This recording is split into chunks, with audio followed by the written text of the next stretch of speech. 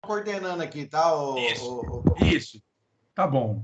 Olha, então boa noite, eu quero cumprimentar a todos na graça e na paz do Senhor, quero dizer que é uma honra, um privilégio verdadeiramente estar aqui com vocês, poder participar desse curso, desta classe seleta de homens que estão incomodados com a sua postura, de certa maneira, na sociedade, no seu relacionamento familiar, na cultura em geral, e estão querendo, assim, ter uma visão mais ampla a respeito daquilo que Deus requer deles a partir da Escritura. Esse curso foi montado nesse sentido, para que a gente possa olhar para a Escritura e encontrar ali subsídio para funcionar dentro daquele chamado de masculinidade que Deus deu a nós. Porque Deus nos criou a sua imagem e semelhança e nos deu um chamado, uma vocação para sermos homens como agentes do reino dele, funcionando nessa sociedade. E é importante que a gente descubra, afinal de contas, o que é que Deus requer de mim. Não o que eu acho, mas o que Deus revelou na sua palavra a respeito desse chamado à masculinidade. Porque isso, meu irmão, na verdade vai trazer todo o nosso senso de identidade do que é ser homem na cultura. Porque a gente vai ver aqui, durante estas aulas, que a cultura ela tem uma pecha, ela tem uma figura do que é ser homem, do que é ser másculo nessa sociedade. Especialmente hoje, né? Nessa geração pós-moderna, alguns têm chamado de pós-verdade, né? Onde você não tem nem mais uma verdade absoluta, você tem verdades relativas que dependem do entendimento de cada pessoa. Então a verdade se relativizou, se tornou subjetiva.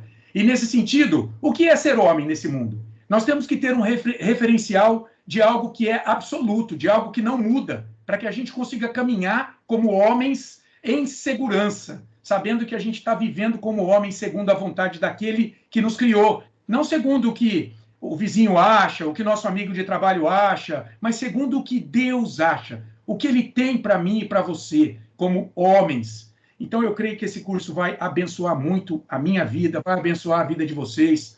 Nessa primeira aula aqui eu já fui levado a refletir sobre muitas coisas e espero que você também seja conduzido pelo Espírito de Deus nesse sentido. Eu quero dizer para você ficar calmo, essa é a primeira aula apenas, nós temos aí 13 aulas. Eu vou trazer de maneira geral hoje, nessa aula introdutória, muitos temas, irmãos. Eu vou fazer várias aplicações. É claro, como eu disse, o livro é apenas a base. A partir do livro, a gente vai para a Bíblia e aí a gente coloca a nossa marca pessoal também. Na lição, a respeito do que a gente entendeu, o que o Espírito foi comunicando no momento em que a gente estava preparando a aula. Então eu vou falar de muitas coisas, de muitos temas, hoje, de maneira mais panorâmica, mas que serão devidamente explorados nas demais aulas. Então fiquem calmos, talvez vocês vão ter muitas questões, muitas perguntas, mas fiquem calmos porque nestas próximas aulas nós vamos voltar a debater sobre muitas coisas que eu vou trazer aqui logo nessa primeira aula. Hoje vai ser assim, um tira-gosto, tá bom? É só um tira-gosto para você provar do que é o curso, para você realmente se envolver, orar, acreditar nesse curso, porque a gente vai, com certeza, sair dele aqui daqui 3 meses e pouquinho, se Deus quiser, muito mais formatados como servos de Deus, como homens dentro do nosso lar, no nosso trabalho, vivendo em sociedade, tá bom? Então, fiquem calmos, eu sei que vai ter muitas perguntas, mas fiquem calmos. A questão das perguntas também, a gente precisa pensar o seguinte, ó, se nós abrirmos aqui para perguntas nesse momento, eu já tive em outros cursos, a gente vai ficar aqui até 10, 11 horas da noite, porque vocês com certeza terão muitas perguntas. Então, como nós iremos explorar muitos assuntos durante as aulas, guarde aí as suas perguntas. E se não for possível guardar, o que você vai fazer? Interaja no grupo. Combinado? Então, opa, peraí. Sumiu aqui nós estamos numa arquibancada aqui agora. Mudou o layout aqui. Bom, enfim. Então, vocês guardem essas perguntas, tá bom? No grupo, para que depois você possa fazer, então, as perguntas. Ô, Thor, se eu te pedir para você voltar como tá, você fica chateado? Não foi eu que fiz isso aqui, não, mas nós já estamos arrumando. Faz favor, irmão, porque eu gosto de ver assim, eu estava vendo mais pertinho os irmãos, sabe? Mesmo na distância, a gente estava tendo um contato um pouco mais próximo. Assim ficou um pouquinho mais... Aí.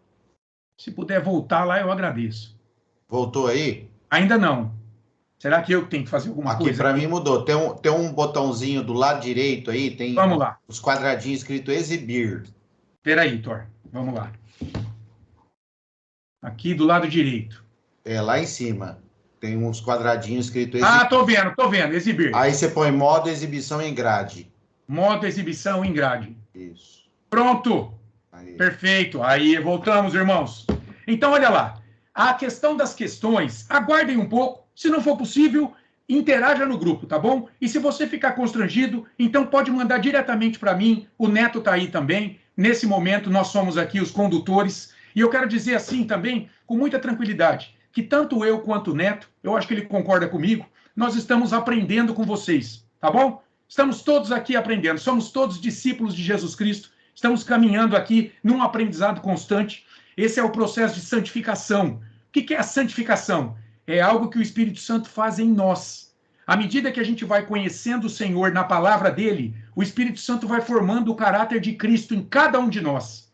Ele vai retirando o pecado, ele vai retirando aquela sujeira do pecado em nós e vai nos transformando no caráter de Cristo cada dia mais. Deus vai fazer isso comigo e com o Neto também, nesse curso aqui, juntamente com vocês, tá bom?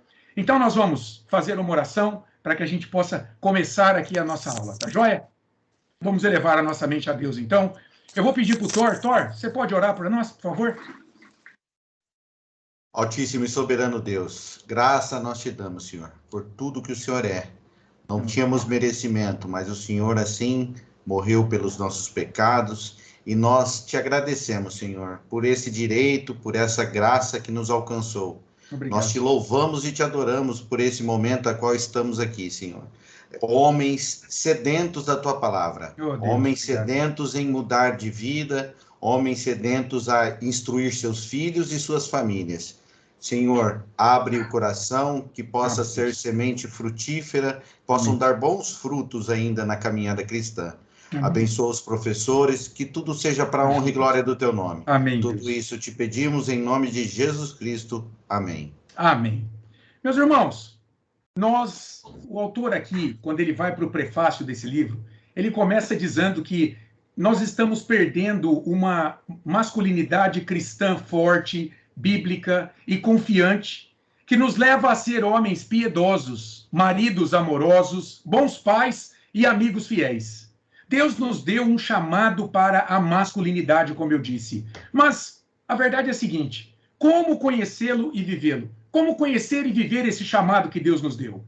Meus irmãos, a masculinidade, ela está se perdendo, e dentre outras causas, pela desestruturação de lares, da família, filhos que crescem sem a referência de um pai. E eu pensei em alguns exemplos hoje. Por exemplo, a adoção por casais homossexuais, que está crescendo muito. E eu penso que a adoção por casais homossexuais atende mais um desejo deles do que uma necessidade da criança. Porque essa criança, em algum sentido, vai crescer sem a referência de um pai e de uma mãe dentro de casa.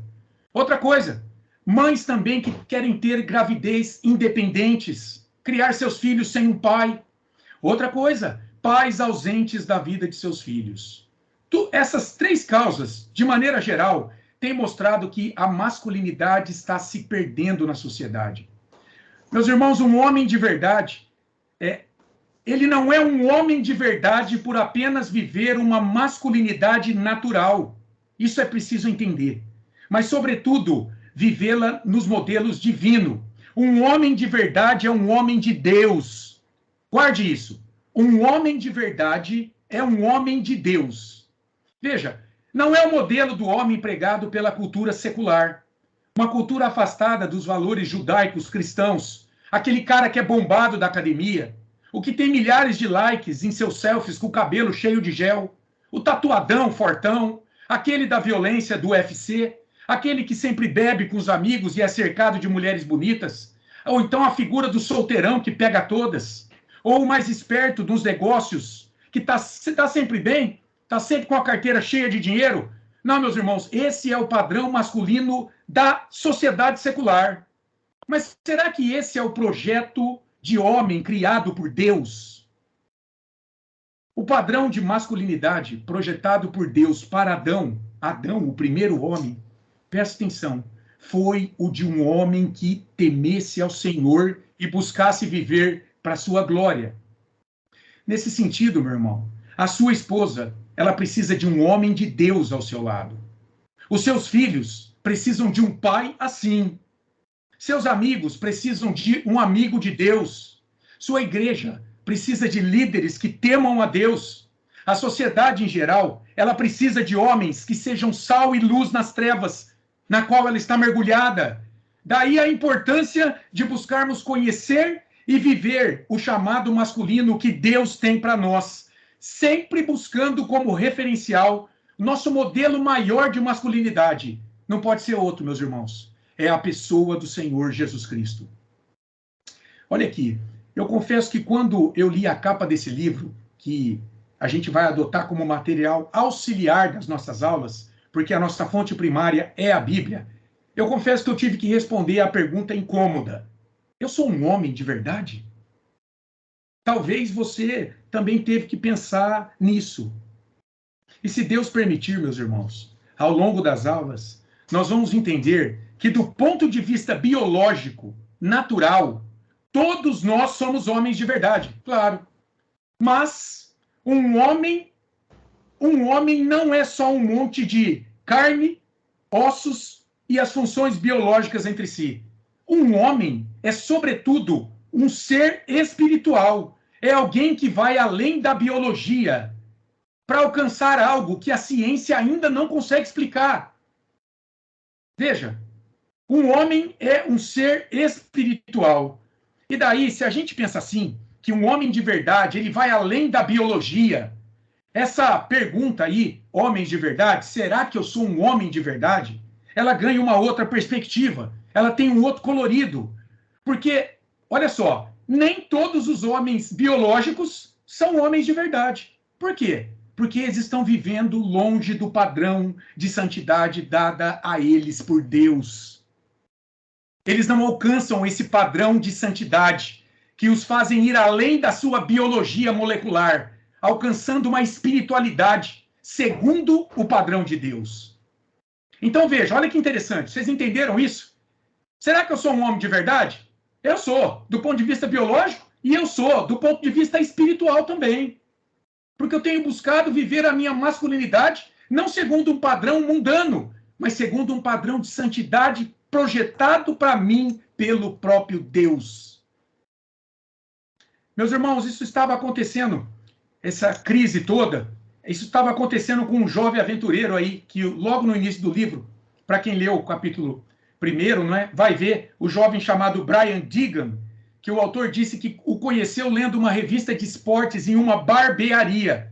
E a história desse jovem aí, o Brian Deegan, ela serviu de pano de fundo para essa primeira aula dele. Então, analisando o comportamento desse jovem, o Brian Deegan, esse esportista radical, o autor ele vai tecer algumas conclusões. E daí a gente pode entrar já no capítulo 1, já ultrapassando o prefácio, com essas disposições preliminares. A gente pode ir para o capítulo 1, que vai falar sobre o homem no jardim. Muito interessante. Olha só, o Brian Deegan, ele era um esportista radical e ele, segundo o autor, recentemente se tornou cristão. Ele está acompanhando a vida desse jovem. A história desse rapaz diz que, desde 1997, o Brian juntou uma equipe de motocross que fazia um estilo livre de acrobacias no ar, e ele começou a ganhar todas as provas radicais, com as suas acrobacias no ar, na sua moto, e ele acabou cunhando um estilo de o homem ser másculo por ser como ele e a sua equipe. Como é que eles eram? Eles eram bem tatuados, eles bebiam em demasia, eles saíam com muitas mulheres e também se envolviam em muitas brigas. O mundo secular aplaudia o estilo másculo do Brian Deegan e também buscava imitá-lo. Mas aí, olha só, aconteceram 3 coisas que fez com que esse homem refletisse a sua posição do que era ser um homem forte de verdade.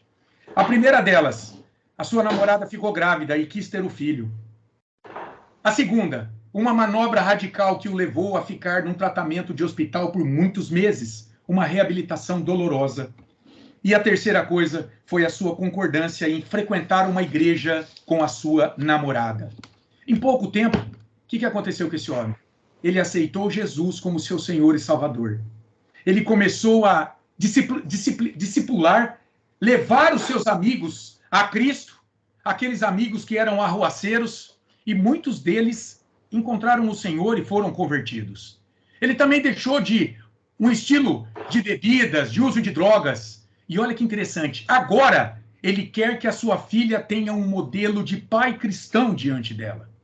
A verdade, meus irmãos, é que esse Brian Deegan, ele não sabia o que era ser um homem de verdade, ou um homem sábio aos olhos de Deus. O seu estilo lenhador irado, entre aspas aqui, o aprisionava em uma ilusão de masculinidade, já que ele nunca pôde experimentar valores que fluem para um homem da parte de Deus. Valores, por exemplo, como amor, empatia, compaixão pelos mais fracos, socorro para com os que sofrem, um forte senso de imperfeição diante da santidade de Deus, a valorização das mulheres, com quem ele se relacionava, não mais como objetos de satisfação sexual, mas como pessoas criadas à imagem e semelhança de Deus, e que necessitavam ser amadas e cuidadas. Tudo isso invadiu o coração desse homem, quando ele teve um encontro com o Senhor, na palavra do Senhor. Mas onde ele aprenderia a ser um homem de verdade, um homem piedoso? Veja, Deegan, assim como todos os homens que hoje assumem esse estilo valentão, UFC, pegador, que não depende de ninguém, o que eles têm que fazer? Segundo o autor, eles precisam voltar para o jardim. Que jardim? O jardim do Éden. Lá, o jardim do Éden, onde o primeiro homem habitou após ter sido criado por Deus. Diz a sabedoria que se você começar uma trilha e se perder no caminho, a melhor coisa para você se encontrar é voltar no começo dela. Volte no começo da trilha. Não fique tentando encontrar o caminho no meio da trilha que você vai se perder ainda mais. Então, esse homem e esses homens que hoje vivem essa fantasia da masculinidade segundo um padrão secular, uma sociedade afastada dos valores de Deus, eles precisam retornar para o jardim. Retornar para o lugar onde Deus os criou e os colocou. E é interessante porque lá em Mateus capítulo 19 e 1 Timóteo capítulo 2, Jesus e Timóteo, quando eles tiveram que resolver problemas de relacionamentos entre homens e mulheres, especialmente para defender o papel do homem, sabe para onde eles voltaram? Eles voltaram lá para a criação. Eles foram lá em Gênesis capítulo 1 e 2. Deus nos criou como homens. Tem um barulho aí, tem alguém com o microfone ligado. Tá bem alto, assim. Rogério, não, tá tudo mutado. Pode ser alguma interferência aí. Tá bom. Irmãos, Deus nos criou como homens dotados de características próprias, ímpares, especiais. Sabe para quê? Para cumprirmos um propósito. Um só. Vivermos para a glória dele. Deus nos criou como criaturas dele para vivermos para a glória dele. Você, homem, foi criado para adorar e glorificar o nome do seu Criador, vivendo como homem de Deus nesse mundo. Agora, eu pensei em algumas coisas aqui, ó. Então, antes da gente analisar o texto propriamente dito da aula, eu quero fazer a você duas advertências que eu considero básicas, fundamentais, para a gente estabelecer uma base que vai nortear todas as demais aulas desse curso. Duas coisas que eu e você, quando a gente pensa nessa questão de irmos para a palavra, para que o Espírito Santo nos transforme cada dia mais, segundo o caráter de Cristo, para vivermos como homens, segundo a vontade de Deus nesse mundo, há duas coisas, irmãos, que a gente precisa entender. Primeiro, Deus criou o homem com um projeto perfeito de masculinidade. Perfeito. Mas o que aconteceu em Gênesis 3? O pecado maculou esse projeto. Que sim, vem sendo ao longo das eras restaurado por Deus pelo seu Espírito na vida daqueles que ele tem chamado pela pregação do Evangelho de Cristo. Mas preste atenção, esse projeto perfeito antes da queda, agora, até o retorno de Cristo, nunca mais será perfeito. Aquela masculinidade, irmãos, que Adão desfrutava no jardim antes da queda, perdeu-se. E ela só será restaurada plenamente na glória, no mundo do lado de lá. Porque no mundo do lado de cá, a presença do pecado em nós impede que sejamos perfeitos em qualquer coisa que intentarmos fazer. E nesse momento, eu penso no texto lá de Romanos 7, de 18 a 19. Eu vou ler para você aqui. Olha o apóstolo Paulo, que teve um encontro pessoal com Cristo ressurreto, que foi ministrado em seu coração na Arábia por 3 anos, pelo próprio Jesus, o evangelho que ele pregou depois. Quando ele olhava para ele, para aquilo que ele queria fazer e não conseguia, em razão da presença do pecado nele, veja, não do domínio, mas da presença do pecado nele. Olha a conclusão dele. Ele diz lá em Romanos 7, 18 e 19. Porque eu sei que em mim, isto é, na minha carne, não habita bem nenhum, pois o querer o bem está em mim, não, porém, o efetuá-lo. Ele quer fazer o bem, o Espírito Santo está lá, mas muitas vezes ele não consegue por conta da presença do pecado.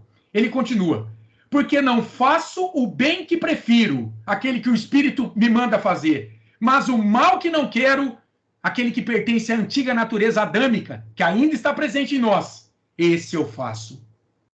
E ele continua aí no 20. Mas se eu faço o que não quero, já não sou eu quem o faz, e sim o pecado que habita em mim.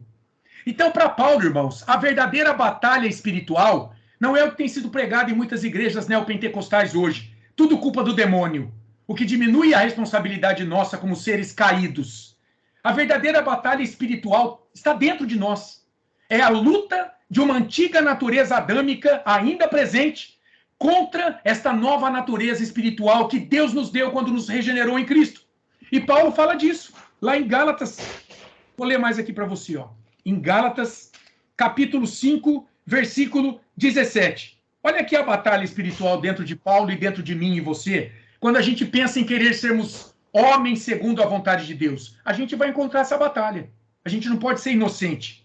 Olha lá, Gálatas 5,17. Porque a carne milita contra o espírito. E espírito está com E maiúsculo. Lá no grego é pneuma, é o Espírito Santo. Então, a carne, uma natureza carnal caída, ela luta, ela guerreia, ela milita contra o espírito, a nova natureza espiritual que Deus nos deu. E o espírito contra a carne, porque são opostos entre si, para que não façais o que porventura seja do vosso querer. Aqui, uma grande batalha que está dentro de nós o tempo todo. E ela vai durar dentro de nós até o retorno de Cristo. E por que é importante saber disso, irmãos?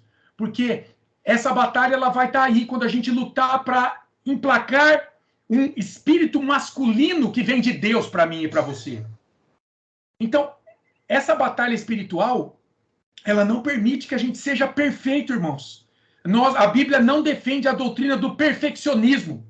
Há muitas seitas que pregam isso. Quando você é regenerado, então você pode ser perfeito. Você não pode, irmão. É verdade que, num sentido objetivo, Jesus Cristo já te justificou diante de Deus. Você foi perdoado de todos os teus pecados. Não há mais culpa.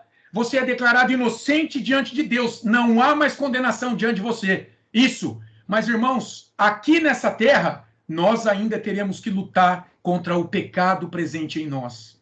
Isso, muitas vezes, vai dificultar a nossa busca por essa masculinidade que Deus quer de nós. Então, irmãos, talvez você tenha aprendido que se você está unido em Cristo, o pecado não tem mais domínio sobre você e você pode se ver livre dele totalmente. A Bíblia não ensina isso. Sim, o homem regenerado em Cristo, ele não tem, como eu disse, mais o domínio do pecado. Ele não é mais senhor do pecado. Ele não recebe mais ordens do pecado. Porque lá em João 14, Jesus diz que quem nos convence do pecado, da justiça e do juízo é o Espírito Santo em nós. Então, quando o Espírito vem habitar em nós, Deus nos abre os olhos para o pecado, para uma masculinidade segundo o padrão secular que nós precisamos abandonar, para abraçarmos agora um padrão de masculinidade segundo a vontade de Deus. Mas veja, não tem mais domínio, mas a presença dele ainda lança suas garras em nossas vidas, fazendo com que não sejamos perfeitos em nada que façamos ainda. Daí o apóstolo Paulo não confiar em si para sua justiça diante de Deus. não confiar nas suas pretensas boas obras humanas, mas ele confiar em Jesus Cristo. Jesus, que o justificou, o declarou inocente diante de Deus por todos os seus pecados. E é por ele, pela obra de Jesus, obra no singular, porque foi a obra de cruz que foi única e suficiente para a salvação de todo aquele que nele crê. É por essa obra que Paulo vivia agora. E ele conclui o seu argumento lá em Romanos 7, no versículo 25, justamente dando graças a Deus por Jesus Cristo. Então, depois dele constatar que a presença do pecado nele o tornava fraco tantas vezes, em não conseguir obedecer à vontade de Deus, ele dá graça. Onde está a esperança dele? Está na presença de Jesus Cristo, na obra de Jesus Cristo, que o salvou, que o justificou diante de Deus. Então, se é assim, meus queridos irmãos, aqui entra a segunda consideração que eu quero fazer com vocês. Como pecadores, ainda que renovados pelo Espírito, a imagem de Cristo, nesse mundo, olha só, jamais vamos dar conta de sermos perfeitos maridos, perfeitos pais, perfeitos trabalhadores, perfeitos amigos, perfeitos cidadãos, perfeitos membros de igreja. Por que é importante pensar nisso? Porque isso tira a pressão dos nossos ombros, de você às vezes querer ser perfeito como homem, e você precisa pensar que a presença do pecado em você te impede de ser perfeito. Veja, talvez você tenha vindo para cá com uma expectativa muito grande de se tornar agora um homem perfeito nesse mundo. Mas isso não vai acontecer, meu irmão. Sim, é verdade. Por meio desse curso, Deus ele vai te dar ferramentas para você conhecer as suas limitações como homem, os seus erros, e buscar forças em sua palavra para a tua mudança como homem segundo o coração de Deus a partir de agora. Mas coisa diversa é você nutrir uma expectativa de que você agora será um perfeito varão. Não. Cuidado com isso, senão isso vai gerar uma pressão muito grande sobre a tua vida. De outro lado, irmão, saber disso, de que a presença do pecado em nós nos torna incapazes de sermos perfeitos nesse mundo como homens. Isso é importante. Também não deve te levar a desenvolver uma baixa autoestima. Mas, pelo contrário, saber das tuas limitações, irmão, vai te ajudar a tratar uma possível baixa autoestima. Meu querido, talvez, como eu no passado, você se sinta um derrotado muitas vezes na vida. Talvez você tenha crescido constrangido ao ver que seus amigos se davam bem em várias áreas da vida e você era sempre o fracote da turma. Como eu, que nunca era escolhido para jogar o futebol. Eu era sempre o último da fila. Ou então, na brincadeira, as meninas ficavam com todo mundo, menos comigo. Eu sempre ficava de lado. Veja, irmão, você precisa entender que ser imperfeito é uma marca que o pecado te legou. Agora, o que você não pode é permanecer nesse estado e não buscar a tua melhora. O que, para nós, homens cristãos, significa crescer cada dia mais na graça e no conhecimento do Senhor Jesus Cristo. E buscar imitá-lo em sua masculinidade. O tema desse curso. Buscar imitá-lo na sua masculinidade cada dia mais. Você sabe que lá em Romanos 8, 29, Paulo nos diz que a vontade de Deus é que a imagem de Cristo seja formada em nós. Que o caráter, que os traços de Cristo, inclusive a sua masculinidade, seja formado em nós. Esse curso, meu irmão, ele vai nos conduzir a isso, a desenvolvermos uma masculinidade cristã à semelhança de Cristo, o perfeito varão. A palavra de Deus nos diz que Deus nos criou um pouco abaixo dele em dignidade e glória. Veja que coisa incrível isso. Nós somos a coroa da criação do Senhor. Olha o que Davi diz lá no Salmo 8, de 3 a 6. Eu vou ler para você. Salmo 8, de 3 a 6. Quando contemplo os teus céus, obra dos teus dedos, e a lua e as estrelas que estabeleceste, que é o homem que dele te lembres? E o filho do homem que o visites? Olha o versículo 5. Fizeste-o, no entanto, por um pouco menor do que Deus, e de glória e de honra o coroaste. deste-lhe domínio sobre as obras de tua mão, e sob seus pés tudo lhe puseste. Meu irmão, você não é pouca coisa como homem de Deus. Você é a coroa da criação. Você possui a imagem de Deus em você. Se você se sente fracassado como homem, isso é fruto da ação do pecado em você. Você está dando muito ouvido ao padrão de masculinidade do mundo, dos homens biológicos apenas, e pouca atenção para o que a palavra de Deus, acerca do que Deus requer de você como homem biológico e espiritual. É preciso começar a aprender o que é ser um homem de verdade, a partir daquilo que Deus diz o que é ser um homem de verdade, e não a partir do que a cultura cunha como ser homem de verdade. Então vamos entrar agora nesses 4 pontos aqui, passando essa parte introdutória, vamos entrar agora nos 4 pontos aqui da nossa lição, onde o autor aqui vai nos revelar, a partir de Gênesis capítulo 2, que ele toma como a nossa base bíblica para a definição do que significa ser um homem de verdade, um homem segundo a vontade de Deus, ele vai nos revelar a partir de Gênesis capítulo 2, o que significa ser um homem de verdade. E aí há 4 coisas importantes que nos ajudarão a descobrir o sentido verdadeiro, cristão, segundo a vontade de Deus, de nossa masculinidade.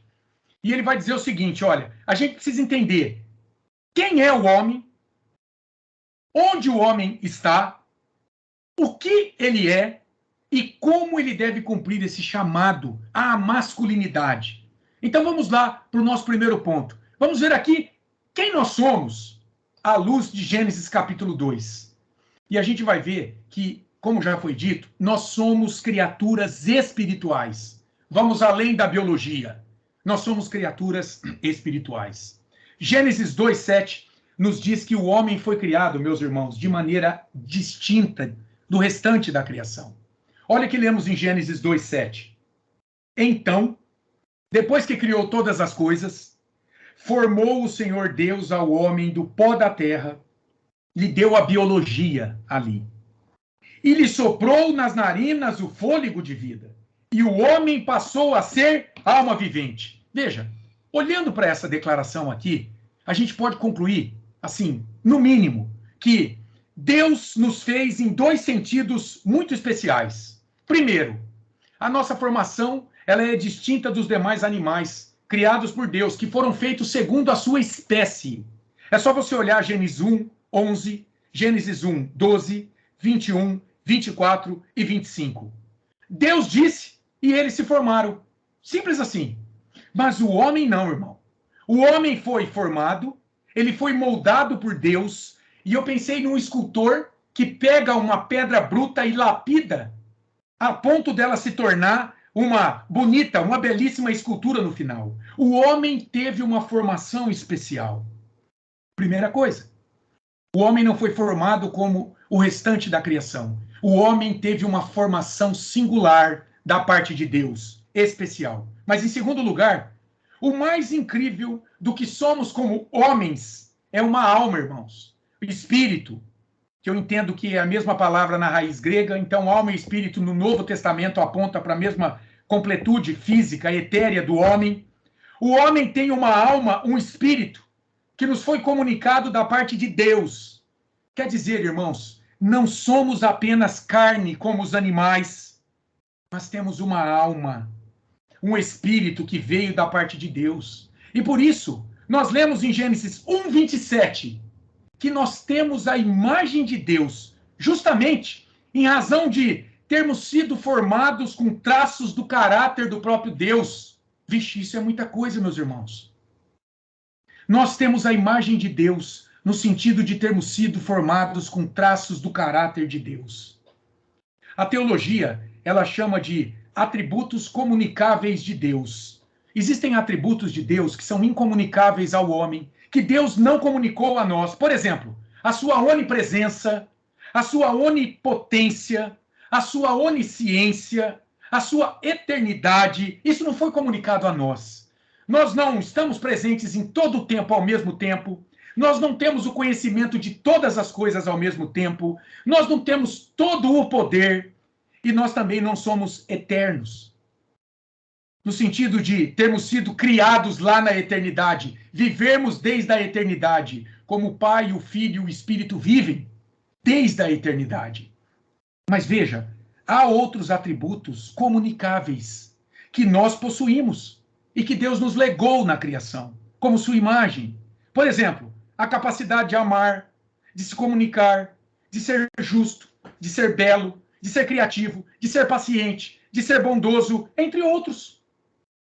Então nós somos únicos nesse sentido, no meio da criação, porque nós podemos conhecer a Deus, nos relacionarmos com Ele, entendê-lo e viver para o seu agrado, recebendo bênçãos dessa comunhão divina. Então veja, nós somos criaturas espirituais, em razão de carregarmos em nosso espírito, nossa alma, a imagem de Deus, os seus atributos, seus traços de caráter. Irmãos, isso é fantástico. Veja como isso nos torna distintos de toda a criação e também distintos daqueles homens que não têm esse conhecimento. Vê, você como homem não é pouca coisa, meu irmão. Você é a imagem de Deus nesse mundo.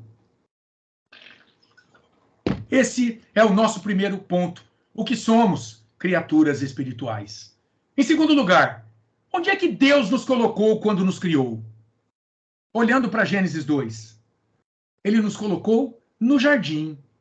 Gênesis 2:28 nos revela esse lugar especial aí, onde nós somos colocados pelo nosso Criador. Olha lá, Gênesis 2:8.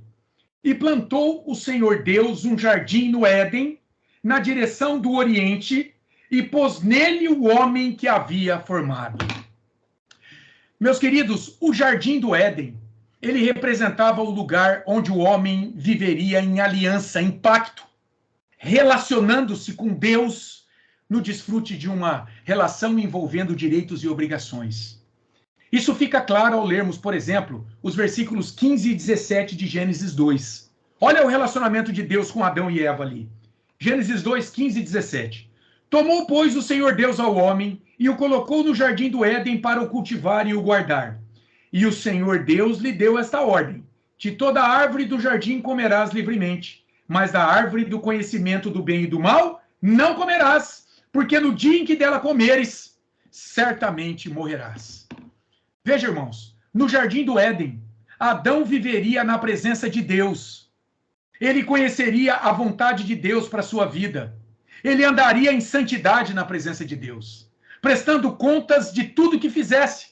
E ele seria orientado, alimentado e guardado dos perigos na presença de Deus, porque Deus caminharia ao seu lado. Enfim, no jardim, a existência de Adão alcançaria um grau de perfeição que hoje nós não temos mais em razão da queda em pecado. No jardim, irmãos, Adão encontraria a sua identidade masculina, perfeita, plena, antes da queda, Gênesis 1 e 2, lá no jardim. Isso é importante, meus queridos. Isso é muito importante. A identidade masculina de Adão não foi dada a ele segundo o seu entendimento autocentrado, mas dentro do pacto que Deus firmou com ele e com a sua descendência, o que inclui eu e você aqui hoje. Um pacto que incluía vivermos segundo a vontade dele e para a sua glória. Foi para isso que Adão foi criado e colocado no jardim, para que ele encontrasse a sua identidade masculina neste relacionamento pactual com Deus, com o seu Criador. Por isso, irmão, se você não consegue se encontrar hoje como homem, você precisa voltar para o jardim. É isso que nós estamos tentando colocar no teu coração aqui, nessa aula introdutória. Onde é que Deus te colocou quando ele te criou? Lá no jardim. Então veja aí. Adão foi criado para viver num mundo estabelecido por Deus e em um relacionamento pactual, devendo prestar contas a Deus pelo que ele fazia. A gente vê essa prestação de contas muito clara depois da queda, né? Lá em Gênesis 3, versículo 8. O que é dito ali? Que na viração do dia, no final do dia, Deus andava no jardim para se comunicar com Adão e Eva, para saber aquilo que eles haviam feito. E depois da queda a gente vê que eles se esconderam da presença de Deus por conta do pecado. E a promessa de Deus era de que as suas necessidades seriam plenamente saciadas pelo seu Criador. Adão se comunicaria com Deus. Senhor, hoje eu enfrentei uma situação de aflição difícil aqui no jardim. Como é que eu me oriento? Como é que eu me comporto agora, Deus? Me orienta aí. Eu estou passando por tal necessidade, Senhor. O Senhor me ajuda. Adão foi criado e colocado no jardim para viver em um relacionamento pactual com Deus, na presença de Deus. Deus era o seu pastor, o seu provedor e o seu protetor. Veja, 3 P's, que como maridos, pais, irmãos, crentes, nós precisamos desenvolver na vida, em nossos relacionamentos. O papel de pastor, provedor e protetor. Adão deveria replicar esses 3 papéis diante do mundo, no exercício da sua masculinidade, como marido de Eva, pai de seus filhos, como filho, como amigo, como irmão, como trabalhador no jardim, representando Deus diante da criação, pastoreando a criação, provendo as suas necessidades, protegendo a criação contra o se desviar dos caminhos do Senhor. Veja aí, irmãos, quanta coisa embutida nesse papel de masculinidade que Deus deu a Adão no jardim. No jardim do Éden, Adão encontrava a sua identidade. Eu gostei disso, irmãos, de pensar nisso. A nossa identidade máscula, de homem, masculina, não é encontrada no octógono do UFC. É encontrada lá no jardim, onde Deus criou os nossos primeiros pais e os colocou lá. O seu eu mais profundo como homem, o seu lugar no mundo, deflui de lá, daquela relação pactual que Adão tinha com Deus lá na criação. Mas o que aconteceu ao pecar, irmãos? A gente já viu aqui. Ao pecar, Adão foi expulso daquele belíssimo jardim. Ele foi lançado em um mundo amaldiçoado pelo pecado. Veja, a criatura não foi amaldiçoada por Deus. O homem e a mulher não foram amaldiçoados lá em Gênesis 3. O que foi amaldiçoado foi a terra. O trabalho que agora vai ser árduo, mas continua sendo um trabalho pelo qual Deus te abençoa ao trazer provisão a partir de um trabalho honesto para prover as tuas necessidades. O relacionamento entre homem e mulher agora será espinhoso, mas continua sendo abençoado por Deus para que você possa gerar filhos, uma descendência santa que agrada ao coração de Deus. Mas o pecado tornou tudo mais difícil agora. Inclusive o nosso chamado para a masculinidade. Esse é o mundo que vivemos, com seus desafios à nossa masculinidade, meu irmão. É possível voltar a experimentar a comunhão com Deus que existia no jardim e lutar contra o mal ao nosso redor e dentro de nós, que desafia a nossa masculinidade? É possível. Olhando para a Escritura, claro que sim. Mas só para aqueles homens que confessam e que confiam em Jesus Cristo como seu Senhor e Salvador e têm vivido nesse mundo pelo seu Espírito. Os homens biológicos, eles não conseguem encontrar esse eu profundo, essa masculinidade que os satisfaz plenamente, que os capacitam a viver nesse mundo ao lado de mulheres, filhos, e no trabalho, no convívio social para a glória de Deus. Esses homens que confiam em Cristo, e somente esses que foram além da sua biologia, eles renasceram espiritualmente por uma nova vida, quando a graça de Deus em Cristo os alcançou e os gerou pelo Espírito. Jesus fala isso a Nicodemos lá em João capítulo 3. Homens que agora podem voltar a desfrutar de uma comunhão com Deus e refletir em suas vidas traços daquela masculinidade que Adão tinha antes da queda em pecado. Então, você quer refletir a masculinidade de Adão antes da queda na tua vida?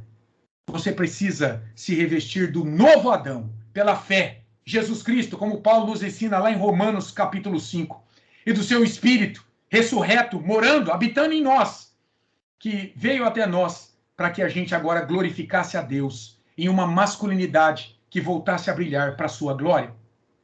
Então, Deus criou Adão, Deus nos recria em Cristo Jesus, o novo Adão, nos coloca no jardim, nesse jardim aqui cheio de aflições, para que a gente agora, amparado pelo Espírito, pela palavra de Deus sendo aplicada em nós, formando essa masculinidade de Cristo em nós a cada dia, faça com que esse mundo espinhoso possa se tornar um jardim. Possa se tornar um jardim. em nossos relacionamentos para a glória de Deus. Em terceiro lugar, o autor vai nos desafiar a pensar o que somos. E ele vai dizer que nós somos aqui senhores e servos. Veja, a gente lê lá em Gênesis 1, 28 o seguinte. E Deus os abençoou, Adão e Eva, e lhes disse, sede fecundos, multiplicai-vos, enchei a terra e sujeitai-a, dominai sobre os peixes do mar, sobre as aves dos céus e sobre todo animal que rasteja pela terra. Veja, Adão foi colocado no jardim, primeiro, para ser senhor da criação, não para ser dominado por ela. Por exemplo, como a gente vê hoje, em muitas casas, onde a agenda de muitos casais é ditada não pela escola do filho, mas pelo pet. Eu conheço amigos, queridos, que não saem de casa porque não tem com quem deixar o cachorrinho, o papagaio, o peixinho. Veja, eu conheço pessoas que hoje abriram mão de ter filhos para ter cachorros. Agora, pensem comigo.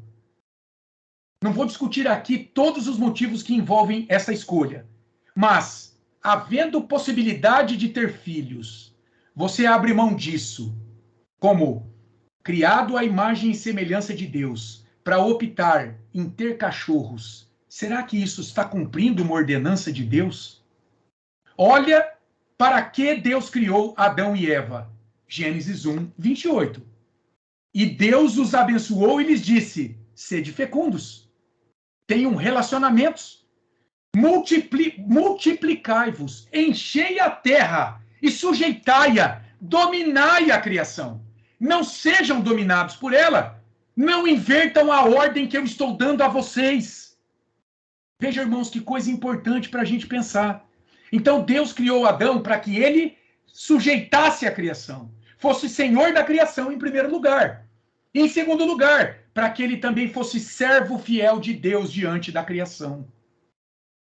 Um estudioso da palavra de Deus, que eu gosto muito, é um holandês chamado Gerhard von Groningen.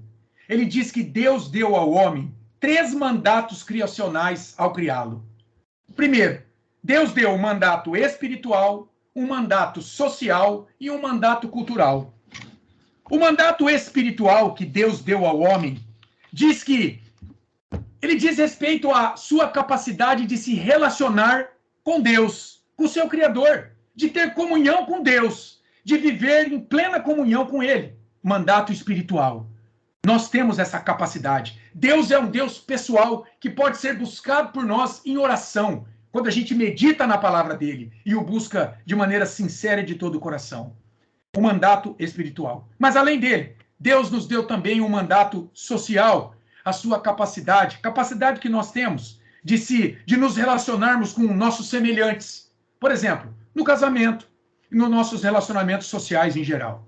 E um mandato cultural, com a sua capacidade de desenvolver a cultura pelo trabalho, pela ciência, pelas artes, etc. Nós já vimos que o mandato espiritual ele é desempenhado pelo homem em sua capacidade de se relacionar com Deus. No jardim, hoje, a nossa capacidade como filhos de Deus de nos relacionarmos com Deus nesse mundo. O mandato cultural, a gente vai ver no próximo tópico. E o mandato social, esse sim, está presente, irmãos, aí nesse versículo 28 de Gênesis capítulo 1, onde Deus diz que Adão e Eva, eles deveriam se relacionar entre si em matrimônio. Eles deveriam se dar um ao outro com a bênção da procriação, havendo possibilidade. Não vamos descartar aqui questões de impedimentos biológicos, pessoas que possam ser estéreis, isso acontece, isso é fruto do pecado agindo em nós, em nossa biologia também. Mas havendo possibilidade, então, que a gente pudesse procriar, que a gente tivesse uma descendência que enchesse a terra. Mas veja, nunca sendo dominado por essa criação, mas dominando essa criação, sujeitando essa criação ao seu governo, ao governo do homem e da mulher, que eram, diante da criação, como que vice-gerentes de Deus. O Van Groningen, ele usa essa expressão. Nós somos vice-gerentes de Deus diante da criação. A glória de Deus deveria ser vista na direção do homem sobre o seu semelhante e também sobre a cultura. Esse mandato social, irmãos, ele nos mostra que Deus colocou Adão em um papel de liderança da criação, inclusive na liderança da sua mulher, a qual ele deu nome, lá em Gênesis 2, 23, porque ele era o senhor do jardim, e Eva foi criada por Deus para ser a sua auxiliadora idônea, aquela que lhe completaria na sua função de dominar o mundo. Veja que interessante. O fato de Adão ter dado nome aos animais, você vê isso em Gênesis 2, 19 e 20, aponta para a sua dignidade, o papel de liderança que Deus lhe deu ao criá-lo. Adão, vem cá, você vai dar nome àquilo que eu criei, e você também vai nomear a esposa que eu criei a partir de você. Isso aponta para um papel de liderança de Adão, diante da criação, diante da sua esposa. Agora, preste atenção, porque isso é objeto de muita confusão. Isso não significa que Eva era menos digna do que Adão e poderia, por exemplo, ser abusada por ele. Nada disso, meu irmão. Deus criou Adão e Eva com a mesma dignidade e com papéis diferentes diante da criação. A questão não é a dignidade, ambos são imagem e semelhança de Deus. A questão é que Deus os deu papéis diferentes. Adão foi posto na posição de liderança, de cabeça de sua esposa, mas não era uma liderança autocentrada, como se Eva fosse a sua serva, a sua empregadinha, mas sempre a tratando em amor e com a consciência de que ambos deveriam viver para a glória de Deus diante da criação. Adão sabia que precisava de uma esposa, de uma companheira idônea ao seu lado, para dar conta de gerir a criação para a glória de Deus. Veja que interessante. Deus criou todas as coisas e viu que era bom. A única coisa que ele olhou e falou, não é bom que seja assim? O que foi? Foi o homem andar só. Olha que interessante. Tudo foi bom. Até que Deus olhou para o homem e o viu só. E falou, opa, o homem andar só não é bom. Deus os criara com papéis diferentes, meus irmãos, na família, para que juntos se completassem, vivendo como uma só carne diante de Deus em matrimônio. Gênesis 2, 24. O pecado leva o homem a abusar da sua esposa, muitas vezes tratando-a como objeto dentro de casa. Mas isso não foi da vontade de Deus para os nossos primeiros pais no jardim. Veja como a gente, quando quer refletir sobre o nosso papel de másculo, a gente tem que voltar lá para o jardim, porque o pecado degenerou muito do nosso relacionamento com as nossas esposas hoje, com os nossos filhos, no nosso ambiente de trabalho, no nosso ambiente social. Lá no jardim, Adão deveria amar a sua esposa incondicionalmente. Quer dizer, independente do que ela fizesse para ele. Ele deveria se sacrificar por ela. E olha só, por sua vez, nesse amor abnegado por Eva, Eva deveria se submeter à liderança de Adão, porque ela veria nele um homem piedoso, um homem que de fato era capaz de se entregar por ela. E nessa entrega, quanto mais ele a amava e se entregava por ela, o que acontecia? Mais ela era submissa a ele. Olha que coisa interessante. Quanto mais ele se entregava por ela em amor, Deus trabalhava no coração dela para que ela cada vez mais fosse submissa a ele. E eles aí viveriam de maneira harmoniosa dentro do casamento. Paulo, lá em Efésios 5, ele vai nos mostrar essa relação entre o homem e a mulher. Ele vai comparar ali na relação entre Cristo e a igreja. E ele vai dizer que, assim como Jesus ama a sua igreja, a ponto de se entregar por ela, e de fato se entregou na cruz, para santificá-la, o homem deve amar a sua esposa e estar pronto para se sacrificar por ela. O que significa, meu irmão, que no dia a dia do casal, o marido vai exercer a sua masculinidade, sabe quando?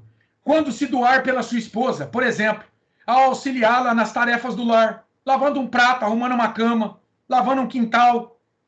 O marido vai exercer a sua masculinidade quando desfrutar do amor conjugal, respeitando a sua esposa, não por coação ou por obrigação, ao criar os filhos com respeito e amor para o agrado da mãe, ao auxiliá-la na manutenção das despesas do lar. Enfim, irmãos, o marido e a mulher foram unidos em matrimônio para refletirem a glória de Deus nessa união. Esse é um dos assuntos que a gente vai explorar com mais vagar em outras aulas. Então, perceba o que está acontecendo na criação do homem, meus queridos, lá no jardim. Deus cria Adão, o coloca no jardim com a promessa de abençoá-lo em sua obediência, devendo ele representar o seu Criador diante da criação, trazendo glória para Deus em seu serviço fiel no jardim. Adão deveria ser um bom jardineiro, um homem que traria glória a Deus, que em contrapartida o dirigiria, o alimentaria, o guardaria em suas aflições. Tudo isso ele faria auxiliado por sua esposa, Eva. Agora, em último ponto aqui, como o homem deveria cumprir esse seu chamado à masculinidade? O texto da palavra de Deus nos diz, cultivando e guardando o jardim. Gênesis 2,15, meus irmãos, nos apresenta, então, agora o mandato cultural. A gente viu o espiritual e o social. O espiritual, comunhão com Deus. O social, nosso relacionamento com o próximo. Agora nós vamos ver o mandato cultural que Deus deu ao homem no jardim. E ele continua a dar a cada um de nós hoje. Está lá em Gênesis 2,15. Olha lá. Gênesis 2,15. Tomou, pois, o Senhor Deus ao homem e o colocou no jardim do Éden, para quê? Para o cultivar e o guardar. Meu irmão, não há nenhuma palavra posta fora de lugar na Bíblia. Isso é algo interessante. Não há uma vírgula, nem um ponto final, terminando uma sentença que não tenha tido um propósito quando Deus o revelou. Inspirou homens santos, cheios do Espírito Santo, para trazer essa palavra revelada a mim e a você. Então, esses dois verbos, eles são muito importantes aqui. Veja, guardar e cultivar o jardim. Cultivar é trabalhar para fazer com que as coisas cresçam no jardim. É desenvolver o jardim. Significa desenvolver a cultura pelo trabalho, pela tecnologia, pelas artes, pela comunicação, enfim. A relação do homem espiritual com a criação deveria ser dinâmica no desenvolvimento da cultura, já que esse homem, meus irmãos, ele é dotado com a imagem de Deus em seu caráter, o que lhe traria, por exemplo, criatividade nas artes, na ciência, lhe traria a genialidade na criação, coisas novas para a cultura, a genialidade e a criatividade do próprio Criador para progredir diante da criação. Então o homem, ele cultiva, ele desenvolve a cultura para que ele viva melhor a cada dia. Mas não só cultivar o jardim. Em segundo lugar, ele deveria guardar. E guardar o jardim aqui é proteger, é sustentar o progresso daquilo que já foi alcançado. É manter a ordem e o funcionamento da cultura, tudo sempre para a glória de Deus. Olha só, meus irmãos, o homem biológico, o homem natural, aquele que não tem o Espírito de Cristo habitando nele.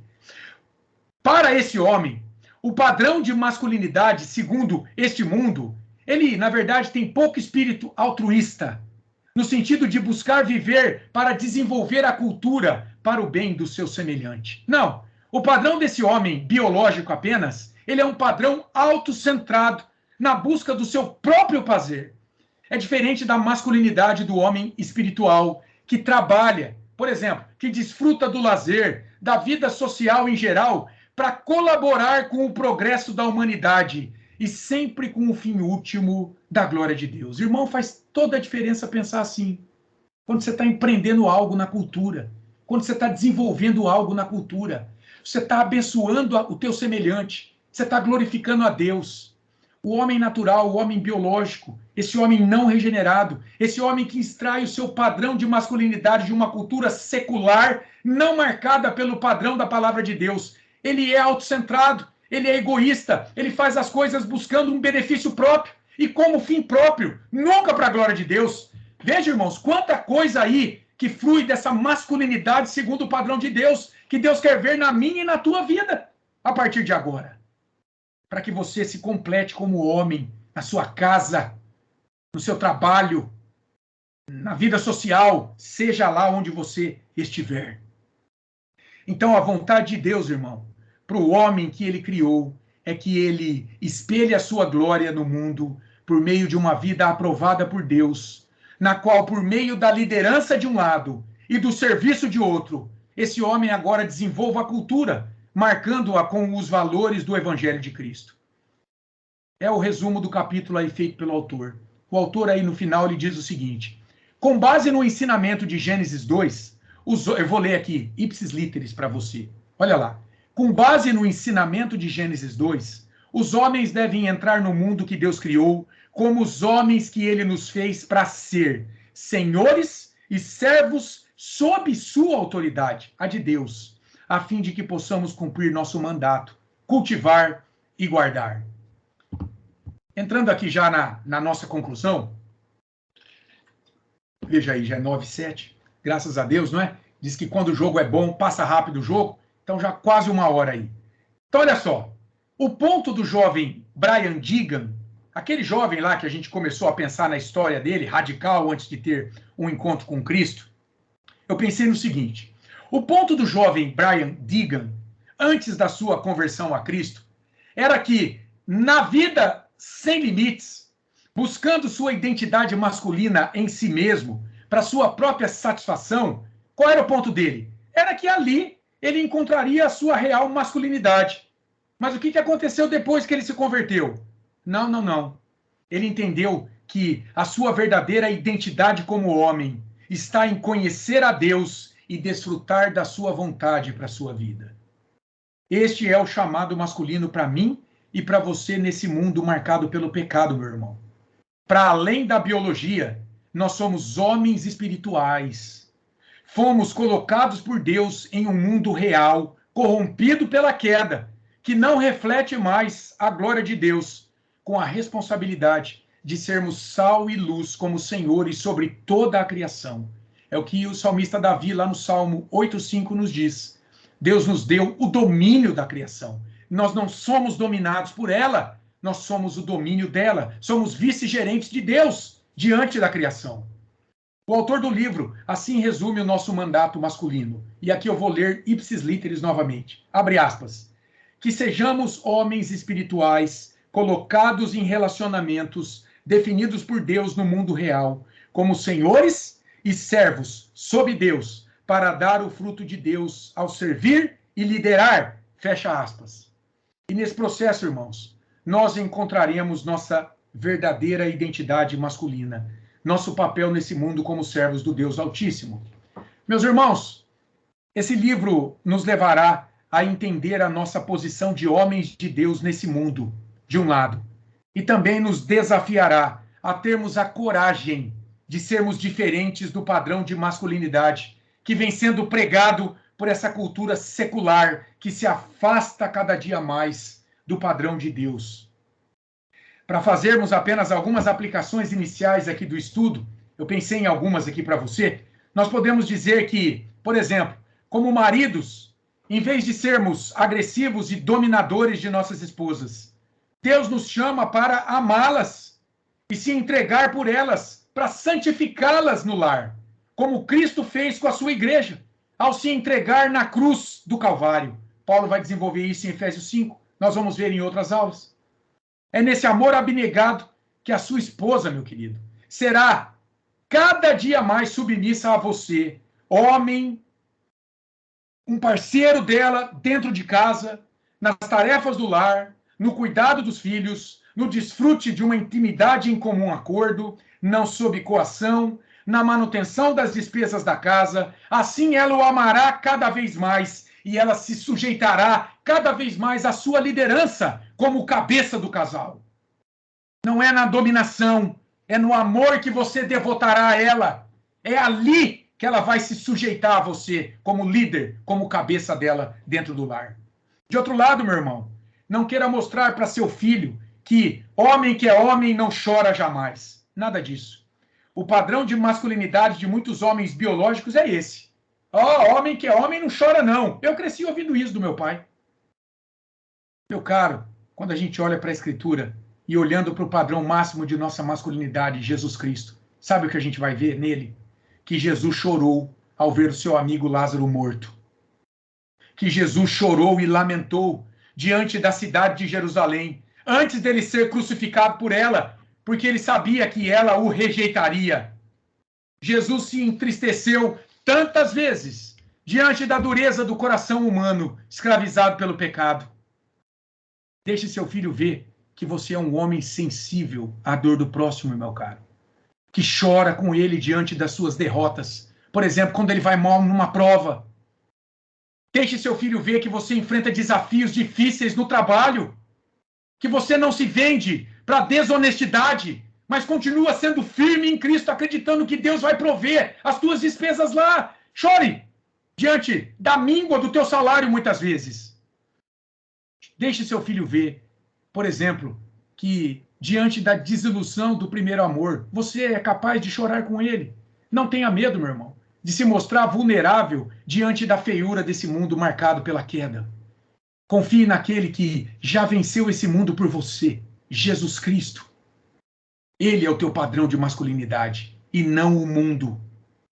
E não o teu amigo de trabalho machão que diz que não pode chorar. Em seu trabalho, meu irmão, de outro lado, não queira ser o dominador de todos, o que sempre quer se dar bem na vida. Não, não, não. Inclusive aquele que enfrenta o chefe a todo custo. Não, não. Sabe o que a Bíblia te ensina? Que você deve servir o seu empregador como se você servisse para o próprio Deus. Paulo fala isso lá em Colossenses 3:23. Trabalhe como se você trabalhasse para Deus. Não para impressionar o teu chefe, mas como se você trabalhasse diante do próprio Deus. E de fato a onipresença de Deus faz que ele esteja presente ali, vendo como você está trabalhando e desenvolvendo o trabalho que ele te deu. Seja manso no trato com o teu chefe, com os teus colegas de trabalho. Isso fará que você tenha que se calar, verdade? Muitas vezes diante de muitas injustiças contra você praticadas. Mas tenha a certeza de que, meu irmão, foi para isso mesmo que Deus te chamou como homem espiritual, a desenvolver uma masculinidade espiritual em Cristo. Ele te chamou lá no teu local de trabalho para que você sofra calado muitas vezes, assim como Cristo, que foi obediente até a morte e morte de cruz. E a palavra diz que Jesus mesmo nos deu o exemplo para que a gente, como homens cristãos, o sigamos em humildade no trato com nossos ofensores, tantas vezes, sendo desafiados, tantas vezes por nossas esposas, por nossos filhos, no nosso ambiente de trabalho. Sabe o que eu acho incrível, irmão? Quando eu vejo lá em João capítulo 13, Jesus lavando os pés dos apóstolos. Sabe quem estava lá no meio dos apóstolos? Judas Iscariotes. Você já parou para pensar que Jesus lavou os pés daquele que o entregaria instantes depois? A gente não pensa nisso, não é? Mas Jesus lavou os pés até de Judas Iscariotes. E eu e você não vamos tratar as pessoas de maneira mansa? Veja, é preciso pensar nisso. Perceba que o nosso modelo de masculinidade, sempre, irmãos, é a pessoa do Senhor Jesus. Não é o lutador de MMA que derruba todos, ou o galã da novela das 8 que pega todas. Não, não, não. Jesus é perfeito e íntegro diante do Pai, como homem nesse mundo. Ainda hoje, com seu corpo físico lá assunto ao céu, porque em Lucas 24:51 a gente sabe que ele foi assunto ao céu, em corpo e espírito. Como homens cristãos, devemos viver olhando para o autor e consumador da nossa fé, Jesus Cristo.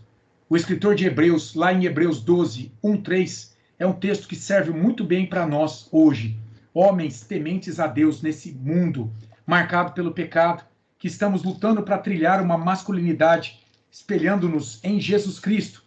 Lá em Hebreus 12:1-3, olha o estilo de vida que nós devemos emplacar em nossas vidas. Veja o que diz o autor aos Hebreus, em Hebreus 12:1-3, olhando para Cristo, e tudo aquilo que ele suportou para herdar a glória. Portanto, também nós, visto que temos a rodear-nos tão grande nuvem de testemunhas, em Hebreus capítulo 11, o escritor nos falou dos heróis da fé, pessoas que viveram neste mundo martirizados, mas crendo nas promessas de Deus para a vida deles, promessas de vitória, desembaraçando-nos de todo o peso e do pecado que tenazmente nos assedia, diz o autor, corramos com perseverança a carreira que nos está proposta, olhando firmemente para o autor e consumador da fé, Jesus, o qual, em troca da alegria que lhe estava proposta, suportou a cruz, não fazendo caso da ignomínia, da vergonha, do opróbrio, e está assentado à destra do trono de Deus.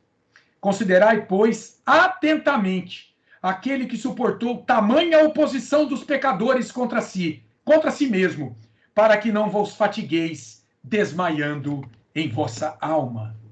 Preste atenção, irmãos. Você vai encontrar oposição dos homens biológicos nesse mundo, homens sem o Espírito Santo. Muitas vezes, quando você se posicionar como homem piedoso em diversas situações do seu dia, mas não se esqueça, você é um homem biológico e espiritual. Você é um homem cheio do Espírito Santo e você quer viver sua masculinidade segundo a vontade de Deus. Afinal, diz o texto aqui em Hebreus 12, você tem uma carreira a correr e a cumprir nesse mundo. Uma vida preparada por Deus para trilhar para a glória dele e não para a sua glória.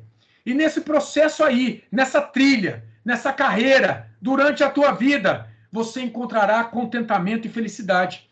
Porque, irmão, creia, não há nada melhor do que você estar no centro da vontade de Deus na tua vida. A vontade de Deus que é boa, perfeita e agradável, como Paulo nos ensina lá em Romanos 12, de 1 a 2. Os homens biológicos não sabem disso, mas você sabe. Meus irmãos, melhor do que buscar imitar uma masculinidade mundana para ganhar a atenção de todos, likes, a admiração do mundo pelos seus feitos, é viver como um homem piedoso aos olhos de Deus. Porque eu gosto muito disso que Jesus disse. Jesus disse o seguinte, que aproveita o homem ganhar o mundo inteiro se ele perder a sua alma? É uma pergunta retórica. Está lá em Marcos 8,36. É uma pergunta retórica, porque a resposta já está na pergunta. A resposta é a seguinte, não aproveita nada. O homem que quer ganhar o mundo inteiro, mas que perde a sua alma, ele perdeu a sua vida. Ele passou por essa vida sem proveito algum. Minha oração é que Deus, durante esse curso, meus irmãos, ele desperte em mim e em você um desejo intenso em buscar viver a sua masculinidade nesse mundo, segundo o modelo de Jesus, o homem perfeito, para que você encontre sua verdadeira identidade masculina e viva satisfeito na liderança amorosa de seu casamento, no relacionamento amoroso com seus filhos, com seus parentes, com seus irmãos, com seus amigos, com seus colegas de trabalho, funcionando na sua igreja como membro do corpo de Cristo, enfim, para que você desfrute da bênção de Deus ao se portar no mundo como agente do reino de Deus, como verdadeiro homem espiritual, um homem de Deus. Essa era a aula que eu queria transmitir para você, como eu disse, apenas uma aula introdutória, tocando aqui em muitos temas que serão desenvolvidos depois, em outras aulas, também pelo Neto, aqui presente. E eu quero agradecer a presença de vocês. Nós vamos orar para que o Espírito Santo aplique, na medida da capacidade e da necessidade de cada um de vocês, essa palavra ouvida aqui, porque sem dúvida alguma a palavra de Deus foi exposta, foi pregada aqui a vocês também nessa noite, e a palavra de Deus não volta vazia, ela sempre faz aquilo que apraz a Deus, à vontade de Deus. E que Deus possa de alguma forma ministrar ao coração dos senhores essa palavra, e que vocês possam ter paciência, orar pelo curso. Vamos já ansiar pela nossa próxima aula. O nosso irmão Neto aí, o nosso diácono querido, vai ministrar esta próxima aula e que a gente possa orar pela vida dele, para que o Espírito Santo também o conduza em graça, para que ele possa aqui, a todos nós, nos conduzir neste entendimento do que significa de fato ser um homem másculo aqui, segundo a vontade de Deus. Tá bom, meus irmãos? Que Deus os abençoe. Havendo perguntas, então, interajam lá no grupo. Segure a onda aí. Como eu disse, muitas perguntas serão respondidas depois. Mas se você não conseguir segurar a onda, pergunte lá no grupo. Ou então, pode mandar sua pergunta diretamente para mim, para o Neto aí. E a gente vai ter um prazer dentro do nosso limite, tá? Talvez eu não responda na hora, mas eu respondo depois. Não sei você, mas tem muita gente que hoje faz pergunta e ele espera 10 segundos. E aí você não responde, ele já manda uma interrogação. Aí você fala, meu irmão, mas espera um pouco, né? Vamos ter um pouco de calma, né? Todo mundo trabalha, todo mundo tem sua vida também, mas na medida do possível a gente vai responder e sanar as dúvidas dos irmãos. Deus os abençoe, tá bom? Ô Neto, você quer falar alguma coisa? Opa, bom, queria agradecer aí pela aula também, né? E só comentar um negócio que você já falou, mas que tirar as falsas expectativas de que nós estamos aqui porque somos exemplos de masculinidade, né? Nosso exemplo é Cristo, a gente também está seguindo o exemplo dele e tentando nos santificar e nos tornar cada vez mais parecidos com ele, né? Amém. Amém. É isso aí. Tá bom. Vamos orar então, irmãos? Senhor Deus, em nome de Jesus, mais uma vez na tua santa e augusta presença, nós te damos graças pela tua graça, que é melhor do que a vida. Obrigado, Deus, porque pela tua misericórdia o Senhor nos alcançou em Cristo.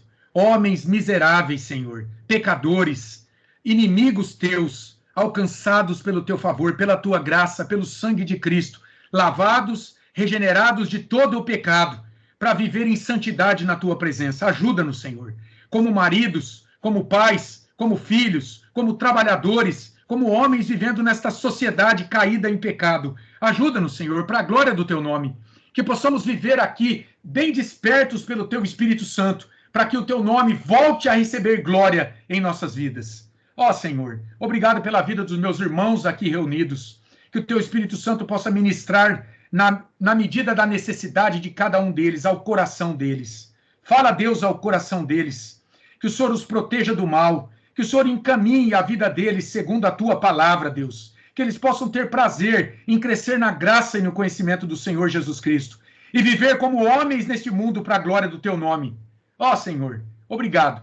Dá-nos uma boa semana, guardados pelo Senhor, abençoa-nos e que possamos todos nos reunir aqui na próxima segunda-feira para a glória do teu nome. Assim oramos, Senhor, confiados não em nós, mas nos méritos do teu Filho Jesus. Oramos no nome de Jesus. Amém. Deus os abençoe. Uma boa semana a todos. Até segunda-feira, se Deus quiser. Um abraço, meus irmãos. Valeu, gente. Muito obrigado. Deus abençoe. Deus abençoe.